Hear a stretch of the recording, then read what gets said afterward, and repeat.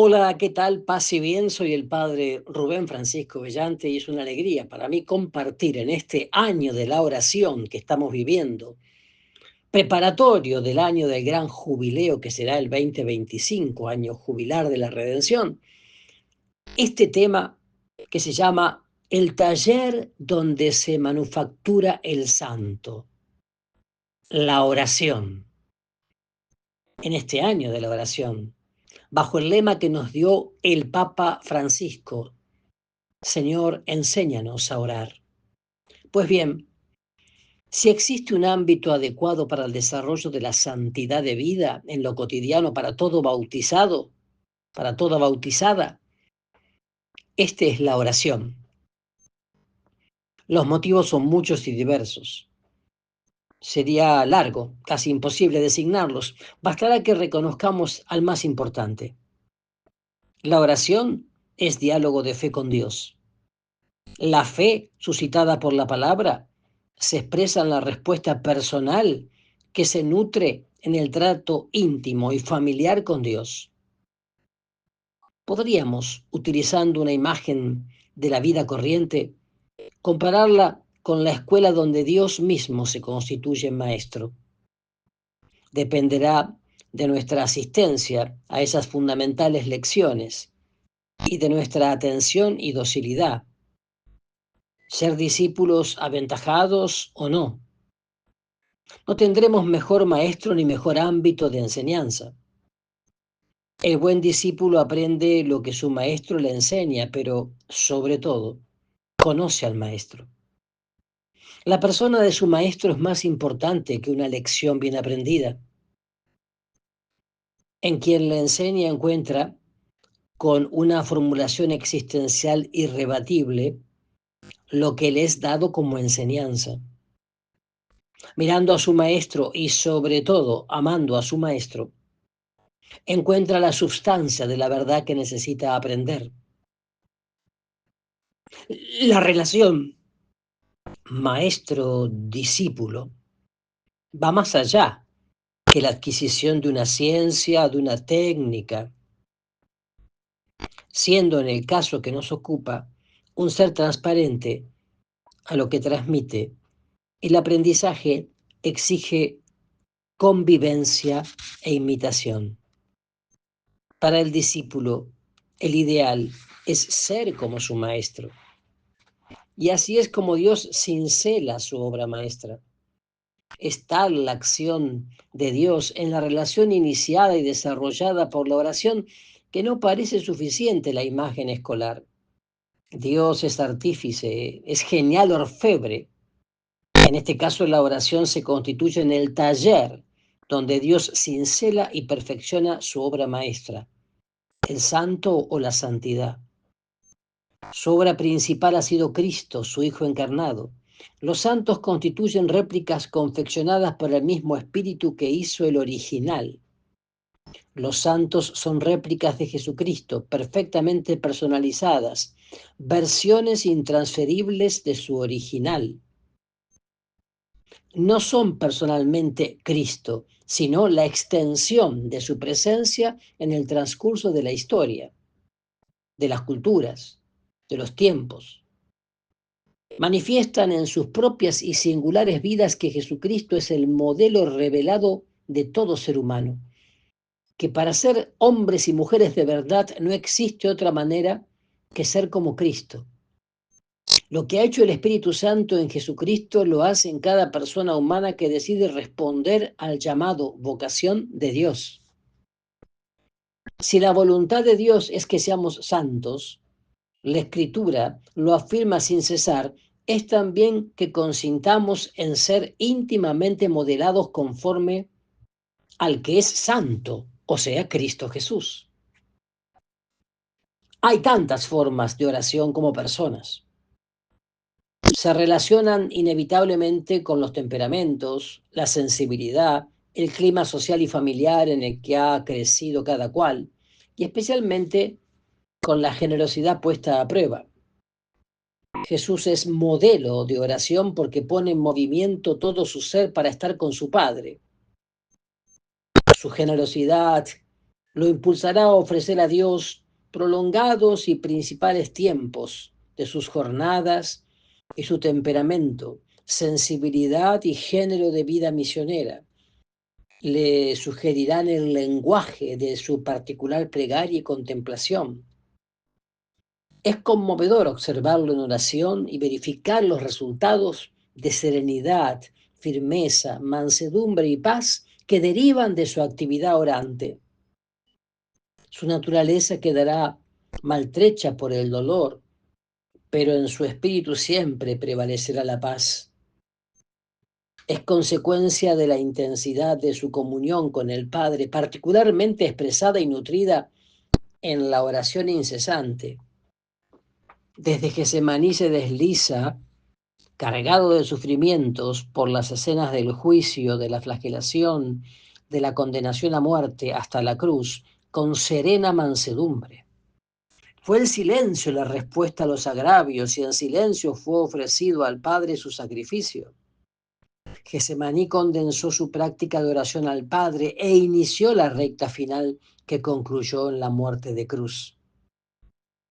Si Jesús es tributario de una cultura popular marcada hondamente por la religiosidad, asimilada en la serenidad de Nazaret, sus tiempos cedidos a la oración con su Padre constituyeron la oportunidad de recibir del Espíritu la unción modeladora que marcó a fuego su temple humano.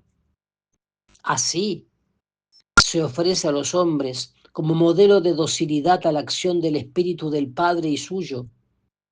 Sabe buscar la soledad, el ocultamiento de los montes, pero también el público reconocimiento de su condición de hijo necesitado del Padre. A partir de su experiencia humana, pide auxilio en Getsemaní y gime dolorosamente en la cruz. El Padre lo reconforta, pero no lo alivia. El dolor es producto del golpe de cincel que lo modela y configura como salvador de sus hermanos, redentor. Lo acepta sin placer, pero con purísimo amor. Mira a su Padre y mira a los seres humanos. Sabe que todo, hasta la injusticia incomprensible de su pasión, es salvación, salus, que esperaba la humanidad de él. Es preciso que el Hijo del Hombre padezca. Lo ha declarado en muchas ocasiones, con escándalo de sus discípulos y preocupación de los más cercanos. No es su inteligencia la que capta que lo ocurrido en él es bueno y justo. Es su ser de hombre, conformado con el verbo que es, el que se mueve con una libertad nueva entre acontecimientos causados por los injustos y pecadores, a quienes de esta manera debía avanzar y vencer. Por eso digo, la oración es el recurso final de Jesús. Su victoria no aparece como destrucción del enemigo, sino como aceptación del castigo para la conversión en amigos de quienes inexplicablemente se han convertido y se han comportado como enemigos. No quiere la muerte del pecador, sino que se convierta y viva. Su plan de lucha tiene ese único objetivo. Él ve como hombre lo que ve como verbo. Lo logra trabajosamente, pero no vacila ni duda. Es consecuente con lo que ve y acepta con amor la cruz. Mirándolo debemos decidir una espiritualidad bautismal apoyada en la oración. Entonces, lo que nos resultaba imposible comenzará a ser realidad. Las virtudes que no lográbamos florecerán como naturalmente. Las cosas no serán más fáciles, pero dejarán de ser imposibles. Los sacerdotes, ante situaciones aparentemente insalvables, sin caer en un falso providencialismo, justamente, ¿no? Hemos advertido que no agotábamos todas las instancias para una posible salida. Siempre nos faltaba la que colocábamos pudorosamente al margen entre los recursos de una espiritualidad desechada como infantil. Me refiero a la acción misteriosa de Dios, suplicada en largos ratos de oración, sin apuros, sin prisas psicológicas ni de reloj, el contacto con Dios mediante una oración constante y confiada, logra la salud interior, la salus, la salvación que se necesita. Providencialmente aparece como último y único recurso ante el fracaso de todos los intentos puestos en acción. A los pobres y a quienes se hacen pobres, desapegados de todo y de todos, no les queda más que Dios. Todo lo que entre los hombres reviste cierta seguridad se aleja por lo común del alcance de la mano de los más pobres, y estos no encuentran alternativas de felicidad humana. Recordemos la amarga situación de los hambrientos, de los que padecen fríos, de quienes no tienen acceso a los medios para resguardar o restablecer su salud, para ofrecer a sus hijos los niveles de la educación que los capacite para ofrecer sus propios dones, talentos a una sociedad que se construye constantemente. No digamos nada del desamparo que padecen por causa de la arbitrariedad de quienes detentan el poder político, económico, sindical y judicial y lo ejercen irresponsablemente. Solo les queda Dios. El Antiguo Testamento nos proporciona la dramática descripción de un pueblo pobre que solo pone su confianza en Dios después de haber deambulado por los ídolos prestados por los paganos. La historia de ese pueblo, el pueblo de Israel, se repite en la de cada ser humano. En último término, vale victorioso, ¿no? Y sale victorioso, ya que apoya toda su confianza en el único confiable. La oración se eleva como gemido doloroso, como alabanza reconocida, como agradecimiento, como definitiva profesión de fe. Dios responde a esa oración, más aún. Él la inspira y la estimula en cada acontecimiento adverso o feliz. El ser humano autosuficiente, el que no admite otra perspectiva que la abierta por su propia capacidad, sus talentos, sus dones, sus cualidades, al no entender el misterio de la fragilidad, de la debilidad, de la impotencia que se derivan de su inexplicable interior, resuelve muy mal sus problemas. No nos debe extrañar que todas las manifestaciones de la desesperanza invadan el medio ambiente de su vida. La no valoración de la vida constituye como el producto monstruoso de esa limitada perspectiva histórica. Si no hay Dios que pida cuentas de la vida otorgada, ¿para qué consumirla como respuesta? Basta pasarla bien, es decir, resolverla en el placer egoísta y en la momentánea supervivencia nutrida en la violencia y el odio fratricida, en la corrupción, en la mentira, en el cinismo, en el egoísmo, en la indiferencia. La oración constituye un verdadero reconocimiento de la trascendencia de la vida. Dios otorga la visión que necesitamos para no hundirnos en la oscuridad, en el sinsentido de la vida, en la depresión, en la tristeza. En alguna oportunidad, conversando con personas que se declaraban increyentes y que por lo mismo no entendían el significado de la oración, se me ocurrió una sugestiva imagen. Si ustedes han naufragado y se encuentran a la deriva, si en el interior de su improvisada balsa hay un aparato de radio que probablemente no funcione de acuerdo con su elemental conocimiento técnico, ¿lo desecharían sin más?